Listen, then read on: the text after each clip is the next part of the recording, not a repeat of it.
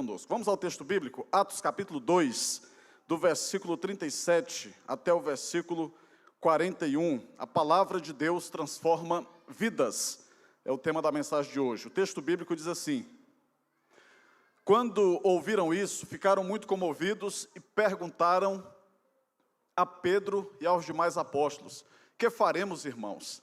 Pedro respondeu: arrependam-se e cada um de vocês seja batizado em nome de Jesus Cristo para a remissão dos seus pecados, e vocês receberão o dom do Espírito Santo, porque a promessa é para vocês, para os seus filhos e para todos os que ainda estão longe, isto é, para todos aqueles que o Senhor nosso Deus chamar. Com muitas outras palavras, deu testemunho e exortava-os, dizendo: salvem-se desta geração perversa. Então, os que aceitaram a palavra de Pedro foram batizados, havendo um acréscimo naquele dia de quase 3.000 pessoas. Vamos orar mais uma vez? Feche os olhos, por favor. Se concentra nesse momento, desconecta lá de fora, vamos falar com Deus. Senhor, muito obrigado, meu Deus, porque estamos aqui diante da Tua palavra. Obrigado por essa palavra viva. Obrigado porque a Tua palavra é eficaz, transformadora. Te agradecemos, ó Deus, por todos aqueles que estão aqui presencialmente, quem também acompanha a transmissão online. Pedimos que o Senhor abençoe a todos e a cada um, ó Deus, abundantemente, que as palavras dos lábios e o meditar do coração sejam agradáveis a Ti, rocha nossa e redentor nosso. Oramos em nome de Jesus, amém. A palavra de Deus transforma vidas. Em cima do texto que nós acabamos de ler, vou propor aqui para os irmãos pelo menos 3 reflexões. Em primeiro lugar, a palavra de Deus nos faz buscar direção espiritual. O versículo 37 diz: quando ouviram isso o quê? O discurso, a pregação que Pedro havia acabado de fazer. Houve o cumprimento da profecia de Joel, houve a descida do Espírito Santo. A partir daquele momento ele se levanta e ele começa a pregar a palavra de Deus, uma palavra dura, uma palavra incisiva, uma palavra marcante. E ele pregou para um auditório, um ambiente que boa parte dele era hostil, estava rejeitando a palavra do Senhor, mas ele pregou com intrepidez, pregou com coragem, e a partir daquele momento, versículo 37 diz que quando ouviram isso, ficaram muito comovidos e perguntaram a Pedro e aos demais apóstolos: o que faremos, irmãos? A palavra de Deus nos faz buscar direção espiritual. Você não chegou aqui por acaso, o Senhor te atraiu até aqui, o Senhor atraiu a tua alma, o Senhor chamou a tua alma. Não, quem me chamou foi o meu amigo.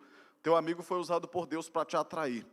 Você descobriu a igreja na rede social, o Senhor usou a tecnologia para te atrair.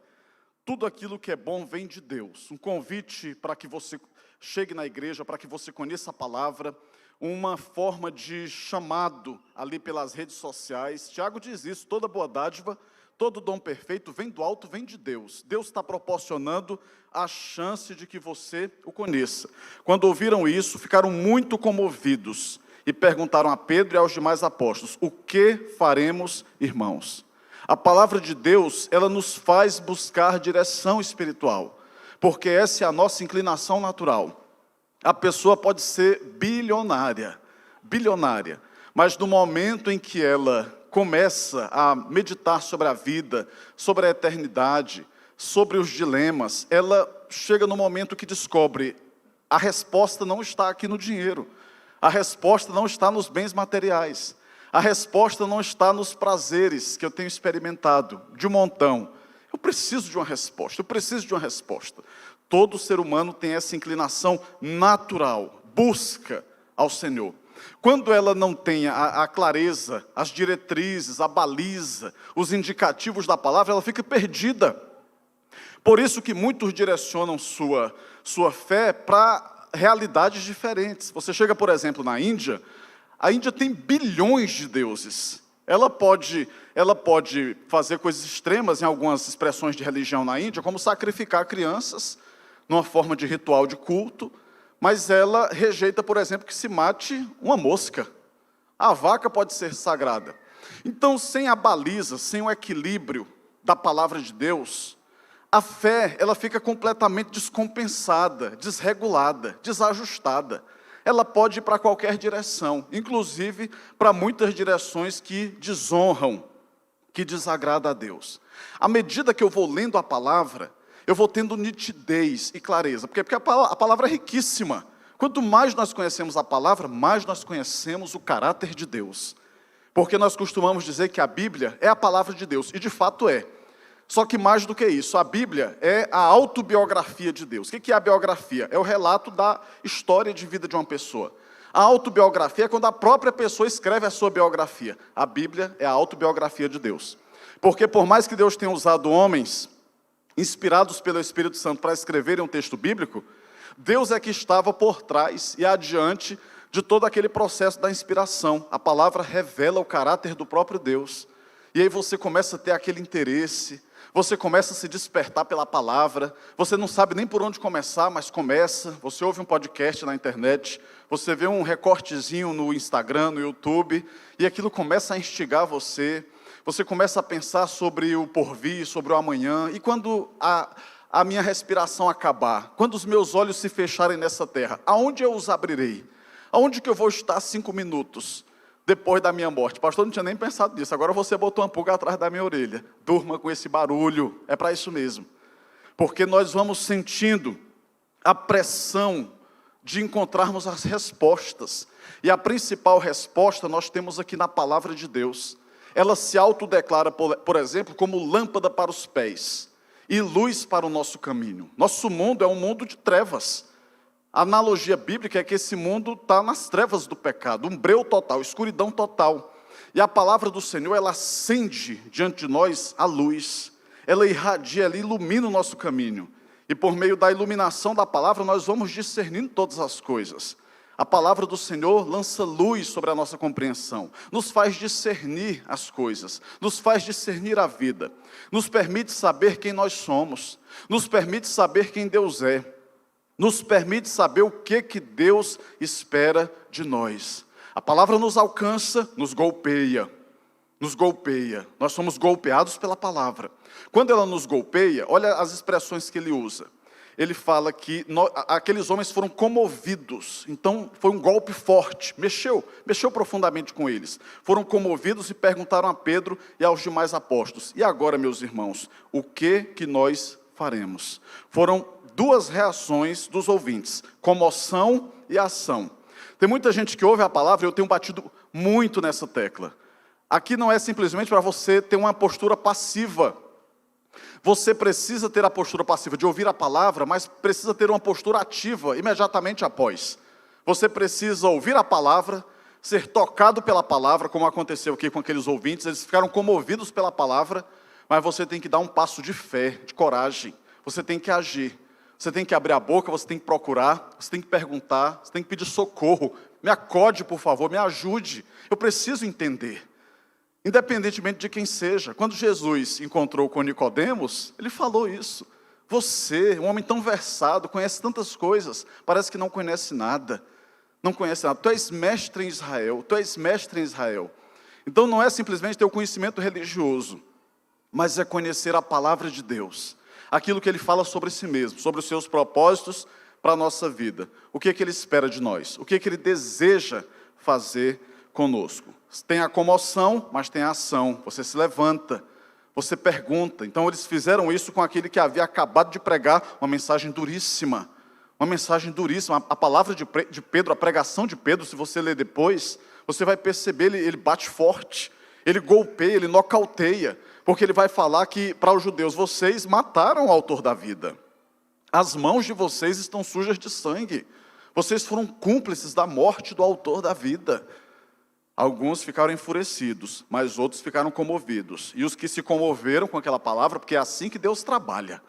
A fé vem pelo ouvir e ouvir da palavra. Quando a palavra acessa o teu coração, ela cai no terreno fértil do coração e ela começa a germinar. E quando a palavra começa a germinar, ela cresce a ponto de frutificar. E quando ela frutifica, a fé bíblica, salvadora, transformadora, nos alcança. A fé vem pelo ouvir e o ouvir da palavra de Deus. Então ele ouviu a palavra, ficou comovido e foi atrás. Uma ação, uma reação. E agora? O que nós faremos? Quantas vezes eu ouço essa pergunta? Pastor, e agora? Ouvi a palavra, tomei uma decisão por Cristo. E agora? Qual o próximo passo? O que eu devo fazer? A Bíblia fala sobre o encontro de Felipe, o evangelista, e o eunuco, que era um altíssimo oficial etíope. Olha que interessante, você já tinha parado para pensar que a Bíblia está falando sobre o continente africano? Onde que fica então a Etiópia? Aquele homem de altíssima patente, oficial etíope, ele estava lendo manuscritos da palavra, Isaías. E ele está lendo fragmentos, e o Espírito Santo está trabalhando, e impulsiona Felipe para se aproximar dele, e pergunta para ele, entendes o que lês? Aquele homem que era um homem incrédulo, diz assim, como é que eu posso entender, se alguém não me explicar? E Felipe então acompanha, e começa a fazer uma exposição bíblica, ele faz um sobrevoo, pega do Antigo Testamento até chegar a Cristo Jesus. Aquele homem conhece a Jesus Cristo. Aquele homem se rende ao amor de Deus. E aquele homem dá passos de fé. Ele pergunta, e agora? O que me impede de ser batizado? O que me impede de ser batizado? E Felipe diz, nada, se você crê de todo o seu coração. O que faremos, irmãos? Talvez é a pergunta que você tem feito para amigos, talvez é a pergunta que você tem feito para colegas de trabalho, que você sabe que tem fé, talvez é a pergunta que você tem feito para líderes espirituais que te acompanham, e é muito importante que realmente você as faça. É muito importante que você procure conhecer mais e mais de Deus. Ao buscarmos direção espiritual, descobrimos que a palavra de Deus tem uma abrangência universal. Deus quer alcançar a todos. Olha o que diz os versículos 39 e 40. Porque a promessa é para vocês e para os seus filhos, e para todos os que ainda estão longe, isto é, para todos que o Senhor nosso Deus chamar. Com muitas outras palavras deu testemunho e exortava-os dizendo, salvem-se dessa geração perversa. Então esses dois versículos falam sobre a universalidade da pregação. A palavra do Senhor é para todos. É por isso que nós investimos, assim como temos esse ambiente muitíssimo confortável aqui, o auditório do nosso templo, as salas das nossas crianças também. Alguém comentou comigo lá no storyzinho do Instagram, dizendo que gostou de uma palavra que eu dei hoje pela manhã, dizendo que para nós a sala infantil não é um depósito de criança, para confinar as crianças enquanto os pais assistem o culto confortavelmente. Mas as nossas salas infantis são um ambiente preparado para que a criança possa ouvir a bendita palavra de Deus. É para todos.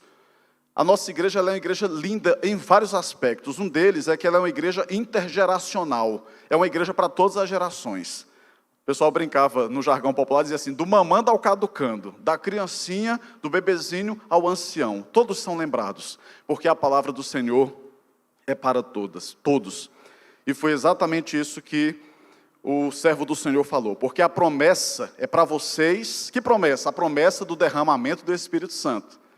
O Espírito Santo vai ser derramado, ele vai alcançar os corações, mas de quem que o Espírito Santo vai alcançar o coração? Daqueles que forem salvos. Aqueles que forem salvos pelo Senhor, instantaneamente se tornarão morada do seu Espírito Santo. A promessa é para vocês, a promessa é para seus filhos, e a promessa é para todos que ainda estão longe, isto é, para todos aqueles que o Senhor nosso Deus chamar. Esse ano vamos trabalhar o tema Somos Um, mas vai ter um ano que a nossa ênfase do ano inteiro vai ser evangelização.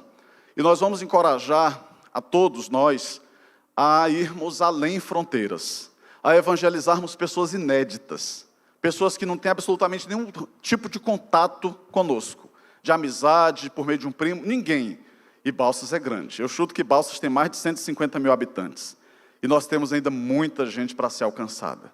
Então desbravarmos, botarmos a cara para fora, botarmos a cara na rua, descobrirmos a nossa cidade, as dezenas de bairros que a nossa cidade tem e alcançarmos essas pessoas pela graça. Estamos alcançando os que estão perto, e é correto que façamos isso, é mandamento do Senhor, mas também temos que alcançar aqueles que estão longe, pois a promessa do Senhor é para os seus filhos, para os que ainda estão longe e para todos aqueles que o nosso Deus chamar. É para os filhos, é para os pais, é para os netos, para os de perto e para os de longe. Tem o caráter universal da palavra de Deus. A palavra do Senhor é para todos. João fala sobre isso. palavra é tão importante que o próprio Senhor Jesus, um dos seus títulos é a palavra, ele é a palavra, é o Logos. No princípio era o Logos, a palavra estava com Deus, a palavra era Deus. Todas as coisas foram feitas por meio dele, sem ele nada do que foi feito se faria. E o Logos, o verbo, se fez carne, a palavra se fez carne, e veio habitar entre nós cheio de graça e verdade. E vimos a sua glória como a do unigênito do Pai. A palavra, o verbo, Jesus se fez carne e veio habitar entre nós, cheio de graça e verdade, para que nós pudéssemos conhecê-lo. Ele encarnou a própria missão. A própria palavra que nós lemos hoje, ela ficou em carne humana. Jesus, que é a própria essência da palavra, ele se manifestou corporalmente. E hoje o seu Espírito Santo, ele trabalha por meio do seu Espírito Santo e da palavra para que as pessoas também possam conhecê-lo. Porque Deus não quer que ninguém se perca. A palavra é para alcançar todos, é o que a Bíblia diz. Deus não quer que ninguém se perca, mas que todos venham ao pleno conhecimento da salvação. Esta é a nossa convicção como bons batistas. Nós não conseguimos dormir em paz porque nós cremos que há sobre nós a responsabilidade de pregação do Evangelho. Que se algum dos nossos queridos falecer sem Cristo, aquela situação é irreversível. Não há mais o que se faça para reverter aquela situação. Nós cremos que o homem tem, porque lhe foi dado por Deus, a capacidade de dizer sim ou não ao chamado do Senhor. E isso fica muito claro em toda a Bíblia. Isso não anula a suficiência e a soberania do Senhor. É por isso que ele usa figuras cósmicas para dizer coisas do tipo: eis que eu coloco diante de você, eu chamei os céus e a terra, para deixar claro que eu coloquei diante de você o bem e o mal, a vida e a morte. E que eu ainda dei a pista, a dica: escolhe, pois, a vida, para que você viva. Essa palavra tem esse caráter universal. Em segundo lugar, a palavra de Deus nos conduz ao arrependimento. Versículo 38 diz: Pedro respondeu: arrependam-se e cada um de vocês seja batizado em nome de Jesus Cristo para a remissão dos seus pecados e vocês receberão o dom do Espírito Santo. Antes da pessoa entender qual é a vontade de Deus para a sua vida, ela pode viver como um cachorro de rua. Ela pode viver como um completo depravado e degenerado. A partir do momento que ela vai conhecendo a Escritura Sagrada, ela vai se tornando consciente do plano, do propósito de Deus para a sua vida, e ela já se encontra em plena condição de, inclusive, ser julgada pelo Senhor, porque sabia qual era a vontade de Deus para a sua vida. Existe uma grande tragédia quando nós optamos voluntariamente por pecarmos contra a nossa própria consciência. Nós sabemos qual é a vontade do Senhor. Esse arrependimento não vem de nós mesmos, mas é gerado pelo próprio Deus. O Espírito Santo, a Bíblia diz que o Espírito Santo, que em nós habita, tem ciúmes de nós. Nós não estamos sozinhos na batalha. O Espírito Santo nos ajuda. Antes de ele nos fazer sua morada, ele tem uma relação conosco de nos mostrar, por exemplo, desvendar os nossos olhos para entendermos a palavra de Deus. A Bíblia diz que o Espírito Santo nos guia em toda a verdade.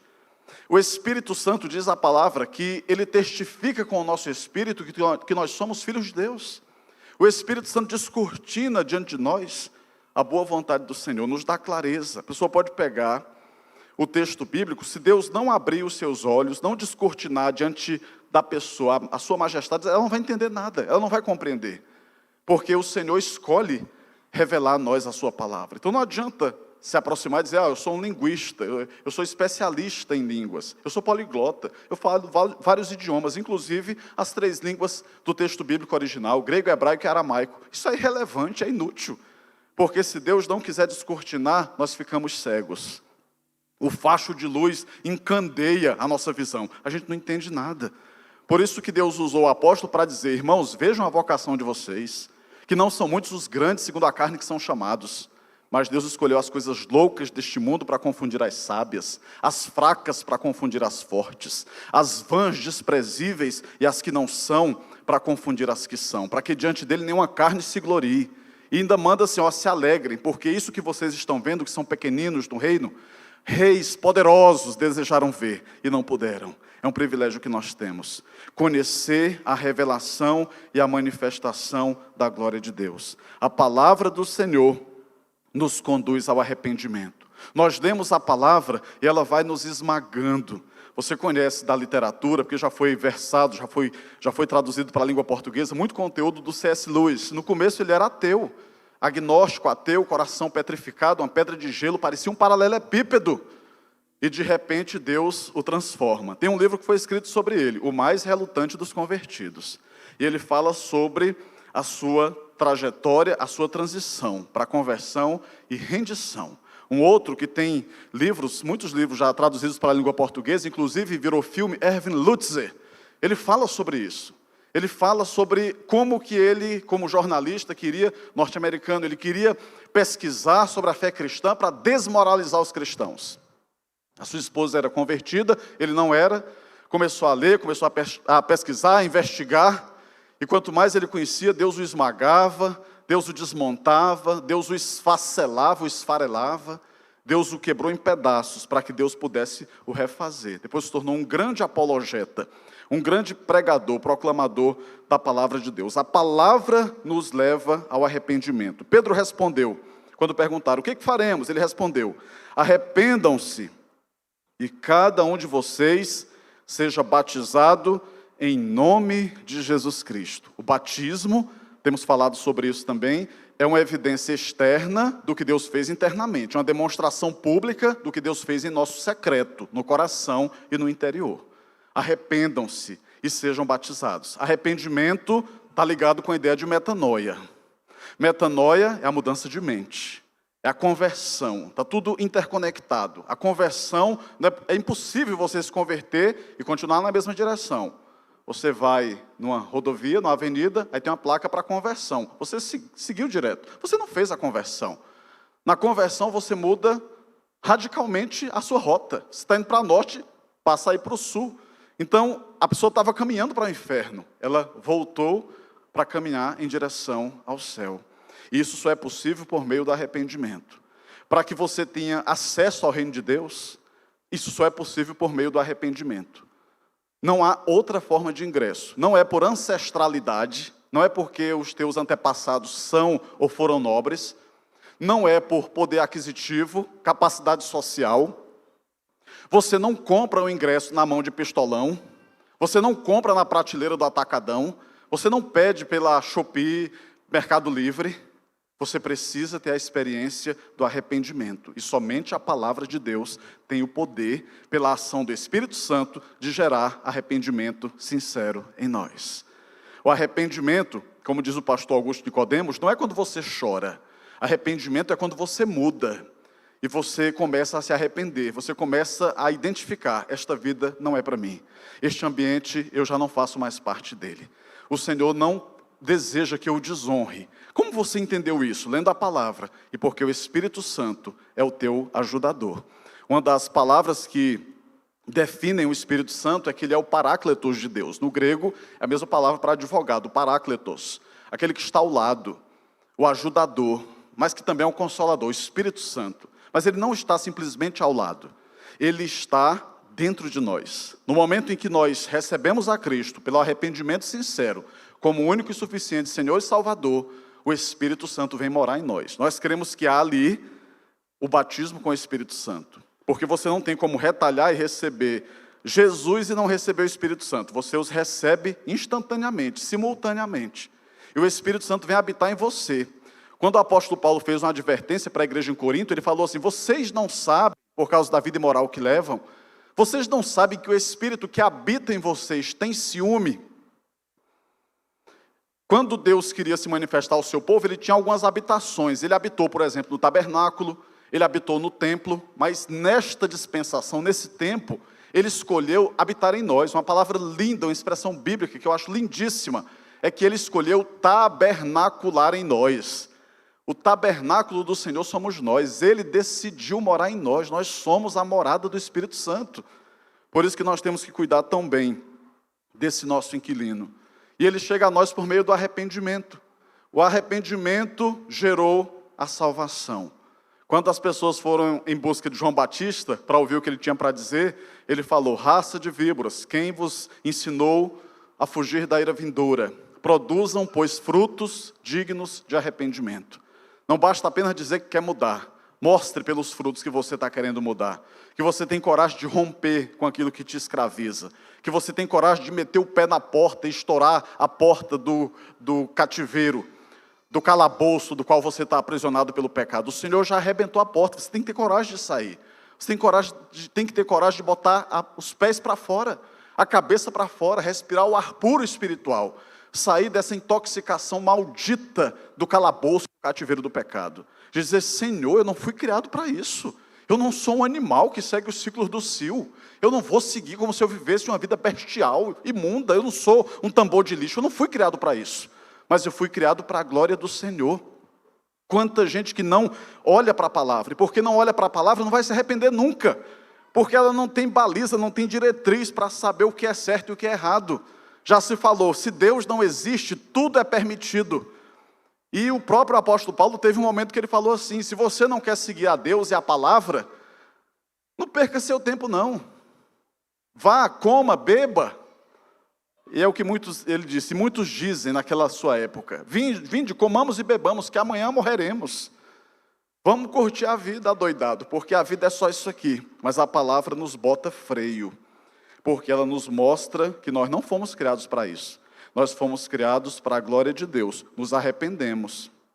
Nos arrependemos. Quantos homens que foram encontrados por Jesus, mulheres encontradas por Jesus, e no encontro com Jesus, são transformados por Jesus. Quando Paulo e Silas estavam na prisão, em Filipos, o carcereiro, o mesmo que começou o seu plantão, muitas vezes o maltratando, machucando, açoitando, amanheceu o dia lavando as suas feridas, por causa da conversão. A conversão gera reflexos imediatos na nossa vida. Reflexos imediatos. Zaqueu trabalhava na Receita Federal ou Estadual da sua época, roubava tributos, e aí no momento da conversão ele fala, se alguém eu tenho defraudado, eu vou restituir 4 vezes mais, porque são frutos de arrependimento. Arrependam-se, e cada um de vocês seja batizado. Tem sempre algo no âmbito espiritual e tem sempre algo no âmbito natural e material. Uma ação que você vai tomar. Você se arrependeu, está na esfera espiritual. Você deu um passo de fé, agora eu vou me batizar. É muito importante que você declare a sua fé. É muito importante que você estufe o peito e diga a quem você pertence. Bata a estaca e diga assim, eu pertenço ao Senhor Jesus, eu sou um homem de Deus, eu sou uma mulher de Deus, eu tenho princípios, eu tenho valores, eu não vou sacrificá-los, eu não vou sacrificar e destruir as bases da minha fé. Eu tenho liberdade em Cristo Jesus, inclusive para dizer não. E a Bíblia nos dá essa liberdade, o arrependimento sincero, e muita gente acha que o que tem dentro de uma igreja é, por exemplo, uma lavagem cerebral. Foi feita uma lavagem cerebral e a pessoa agora ficou bitolada. Ela virou um idiota. Uma vida estéril, inútil, fraca, sem sal, insossa, sem gosto. Porque não pode fazer nada. Você pode fazer tudo. A Bíblia diz isso. Paulo fala na carta aos Coríntios. Tudo me é lícito, mas nem tudo me convém. Tudo me é lícito, tudo me é permitido, mas eu não vou me deixar dominar por nenhuma dessas coisas. A salvação e arrependimento sincero geram em nós maturidade. Arrependam-se e cada um de vocês seja batizado em nome de Jesus Cristo para a remissão dos seus pecados. Quando eu me arrependo e sou salvo, tem a remissão dos pecados. Pegou um termo jurídico da época de Cristo, remir uma dívida é perdoar uma dívida. Uma dívida que a Receita Federal vai remir, ela vai perdoar.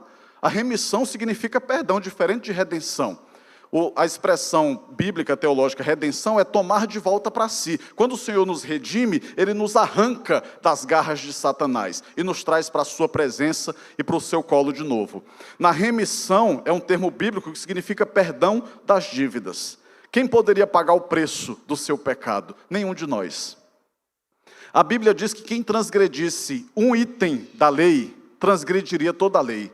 Então ninguém poderia jamais, com boçalidade, dizer assim, eu tenho o direito de ser salvo, eu tenho o direito a ir para o céu. Todos nós pecamos, é o que a Bíblia diz, e fomos separados da glória de Deus. Por isso que a nossa salvação, de acordo com Efésios 2, é pela graça por meio da fé. Pela graça vocês são salvos por meio da fé.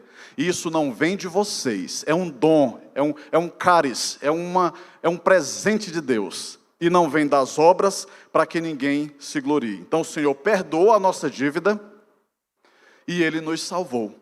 E Ele nos transformou. E quando o Senhor nos perdoa, Ele bota em ação tanto a graça quanto a misericórdia. A misericórdia é não nos dar aquilo que nós merecemos, que seria o quê? O castigo e o inferno. E a graça é dar o que nós não merecemos. O Senhor, para nos salvar, exercitou essas duas belezas, a graça e a misericórdia. Ele não nos deu o que nós merecíamos, que era sapecar eternamente no fogo do inferno, e Ele ainda nos deu de presente o privilégio de sermos chamados filhos de Deus. A salvação não é apenas um bilhete da passagem para o céu e um seguro contra o fogo do inferno, mas é a capacidade de nós vivermos na presença do Senhor, de nos deleitarmos nele, de vivermos para a sua glória, honra e louvor, de já experimentarmos aqui na terra aperitivos do céu. Quando a gente louva, quando vivemos em comunhão, já é um aperitivo do céu. Eu recebia lá em Alto Parnaíba umas revistinhas, a igreja recebia, eu sempre curiosamente abria e lia, da editora Fiel, uma das revistinhas chamada Fé para Hoje. Eu me lembro de um artigo antiquíssimo, você deve achar depois na internet, no Google, que era assim: imagine que o ímpio vá para o céu. Achei tão interessante aquele título. Imagine que o ímpio vá para o céu. Aí a tese dele era assim: vai fazer o que lá? O céu só tem aquilo que ele rejeitou a vida toda na terra. O céu só tem adoração a Deus, glória, majestade do Senhor. O povo que ele rejeitava tinha uma repugnância, como o bom interiorano diz, uma repugnância. Tinha uma repugnância de um povo que ele, tem um asco desse povo aqui. O que você vai fazer lá? Que interessante esse artigo. Imagine que o ímpio vá para o céu. Vai fazer o quê? Quando o Senhor nos salva, nós já começamos a experimentar, saborear aquilo que nós teremos no céu. Por isso que também na carta aos Coríntios se diz: aquilo que olho nenhum viu, e ouvido nenhum ouviu, e que não subiu ao coração do homem, é o que Deus tem preparado para aqueles que o temem. As pistas, as fagulhazinhas, assim, os vislumbres que a Bíblia nos dá sobre o que vai ser o céu, já é espetacular, já é fenomenal. Agora você imagine o quão sublime será estarmos para sempre diante do nosso Senhor, aonde Deus bota um ponto final no céu em todas as moléstias dessa vida, toda a fadiga dessa terra. Tudo de ruim, tudo que não presta está fora. Os pentecostais cantavam antigamente: no céu não entra pecado, mas também não entra dor. A Bíblia diz que vai ficar para trás tudo isso, e a morte não vai ter mais domínio. Deus vai enxugar dos olhos toda lágrima. Tem uma expressão no Apocalipse que eu acho linda, que diz assim: e o mar já não existe. Aquela palavra, aquela expressão não está ali por acaso, mas é porque antigamente o mar, ele simbolizava um dos maiores inimigos para o ser humano, porque os homens não tinham a tecnologia de embarcação como tem hoje. Hoje, com as tecnologias que tem, ainda tem naufrágio, imagine. Então, muita mulher ficou viúva, muita criança, muito filho ficou órfão, porque o mar sempre era visto como um monstro indomável. Eles pensavam até, tem um Leviatã. E aí, o mar era símbolo de medo, de horror, de dor, de história não continuada, de angústias.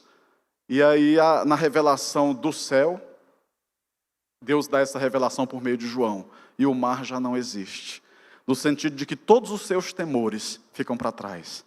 Quando a história nossa se acaba aqui na terra, toda a fadiga da terra, toda doença crônica, aguda, incurável, tudo fica para trás. Recebemos novos corpos, novamente, tudo novo, para adorarmos para sempre ao Senhor. O arrependimento possibilita isso. Perdoa os nossos pecados e nos possibilita receber o dom, o presente do Espírito Santo, que é o próprio Espírito Santo. Terceiro e último lugar, a palavra de Deus opera a nossa salvação e transformação. Versículo 41. Então, os que aceitaram a palavra de Pedro foram batizados, havendo um acréscimo naquele dia de quase 3.000 pessoas. A palavra de Deus opera a nossa salvação. Nós temos visto aqui em nossa igreja uma grande colheita de almas. Só eu, depois que comecei a pastorear, 1 ano e meio aqui, pelos meus braços já passaram 52 pessoas em batismo. O pastor Amós batizou 2. Foram 54 pessoas batizadas. A obra do Senhor, um púlpito forte, pregação clara, nítida, transparente. Você vem aqui e nós lhe damos de beber, água da fonte. Abrimos a Bíblia, pregamos, expomos a Bíblia. Você começa a sorver, você começa a saborear, você vai sendo nutrido pela palavra. Até quem chegou aqui cego, com escamas nos olhos, Deus derrubou as escamas. Quem chegou aqui com o coração petrificado de gelo, Deus derreteu o gelo. Quem chegou com uma pedra, paralelepípedo no coração, Deus fez o transplante cardíaco descrito em Ezequiel. Tirou o coração duro e de pedra e deu um novo coração, um coração de carne. Ativou os nossos sentidos espirituais. Nos tirou da sepultura, porque ouvimos a voz de Deus do seu Espírito Santo. A Bíblia diz que Ele nos vivificou quando estávamos mortos em delitos e pecados. Assim como no primeiro Adão, Ele soprou o Espírito da vida do pó da terra, Ele modelou o homem, soprou em suas narinas o fôlego da vida. Nós, mortos em delitos e pecados, Ele soprou o seu pneuma, o seu teopneustos, o Deus Espírito Santo. Soprou o seu Espírito. E o Espírito nos deu vida, quando estávamos mortos em delitos e pecados. Que milagre extraordinário é esse. Com todo o avanço científico que tem hoje, em todas as áreas, em todas as dimensões, uma capacidade assim indescritível, nós não conseguimos acompanhar a evolução da ciência e medicina. Ainda hoje, não se conseguiu devolver a vida para o ser humano. E nem vai conseguir, porque está nas mãos do Senhor. Ele é o Deus que é dono da vida e da nossa morte. A palavra de Deus nos conduz ao arrependimento e a palavra de Deus opera a nossa salvação e transformação. Então os que aceitaram a palavra de Pedro foram batizados, havendo um acréscimo naquele dia de quase 3.000 pessoas. Hoje pela manhã nós falamos sobre o resultado de um censo que teve nas igrejas batistas do Brasil, e uma parte dele é muito triste, porque falou que cerca de 20% das igrejas tem menos de 40 membros. Aí você tem ali cerca de 40% que tem menos de 100 membros. Se você botar as igrejas que têm menos de 200 membros, são quase 80% das igrejas no Brasil. Nós naturalizamos o não crescimento de igreja. Muita gente, às vezes, tem até medo de que as igrejas cresçam. Quando uma igreja cresce, ficam de orelha em pé. Porque o normal virou aquilo que não é o bíblico. O natural da Bíblia é a salvação de pessoas. O natural da Bíblia é a conversão de pessoas. Pastorei a segunda igreja em Ananindeua, e um dia fui visitar o pai de uma ovelha querida, irmã Natália Suzuki, e o pai dela era um homem quase centenário. E aí eu visitei lá o seu Everaldinho, esposo da dona Claudinha, os dois já faleceram. E eu perguntei para ele, seu Everaldinho, eu queria tirar uma dúvida com o senhor. O que era interessante quando o senhor era uma criança, quase 100 anos atrás? Aí ele disse, olha, a gente morava na fazenda e meu pai tinha muito gado. E quase todo dia um bezerro nascia. E eu achava aquilo ali uma das coisas mais lindas do mundo. E para a igreja, imagine isso.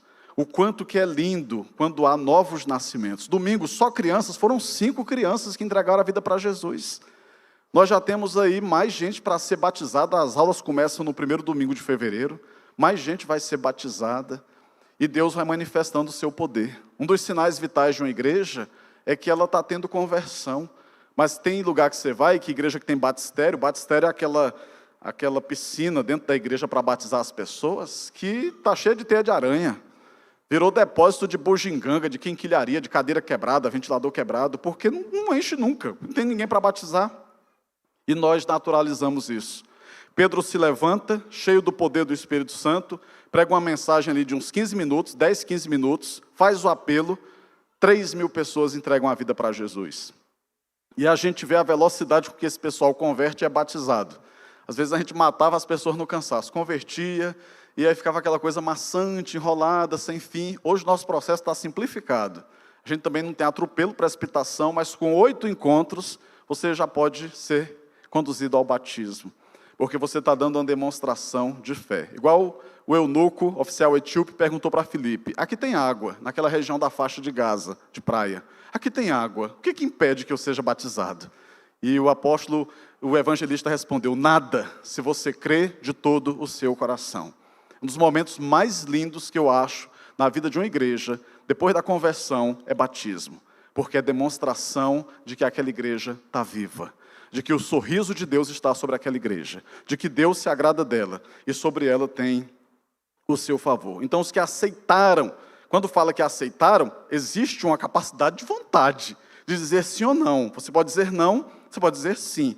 Os que aceitaram a palavra de Pedro foram batizados, havendo um acréscimo naquele dia de quase 3.000 pessoas. E que palavra foi essa que eles aceitaram? A palavra que corta, a palavra que aparentemente fere, mas é a palavra que salva.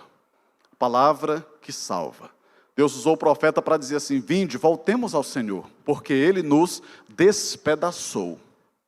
Mas é Ele mesmo quem vai nos sarar. Ele fez a ferida, e Ele a costurará, e nos revigorará para vivermos para sempre em deleite diante dEle. Ele nos atrai, Ele nos fere com a sua palavra, como dizia Agostinho: feriste-me com a tua palavra, e eu te amei. Nós somos alcançados, nocauteados pela palavra. Depois nós nos rendemos à palavra de Deus. Pregou uma mensagem dura, botou o dedo na ferida, falou que muitos deles não queriam ouvir, mas aquilo foi o necessário para a salvação. Vocês mataram o autor da vida. Depois, uns ficaram furiosos, rejeitaram aquela palavra, saíram fumaçando. Outros, humildemente, comovidos, disseram: e agora o que a gente faz? Arrependam-se de todo o coração, para que o Senhor possa perdoá-los e vocês recebam o Espírito Santo. Naquele dia, houve um acréscimo de quase 3.000 pessoas. Eu tenho tanta certeza que Deus ainda vai nos dar uma grande colheita de almas, que eu já fico alguns dias, como eu fiquei hoje, pensando como é que nós vamos fazer, que vai chegar o momento que vai ter que ter 2 cultos aqui, domingo à noite, talvez 3, talvez um culto 5, talvez outro 7, outro mais tarde, outros locais, assim como parecia improvável um dia sairmos de onde estávamos, no outro templo que hoje é a central, e um dia viemos, e Deus vai manifestando o seu poder, vai concedendo graça. Quando uma igreja está comprometida em viver para a glória de Deus, em fazer a vontade de Deus, ninguém segura essa igreja. Nós ainda temos muito campo para alcançar. Que Deus nos revista de poder e autoridade para a sua própria glória, honra e louvor. Amém? Vamos orar por isso aqui.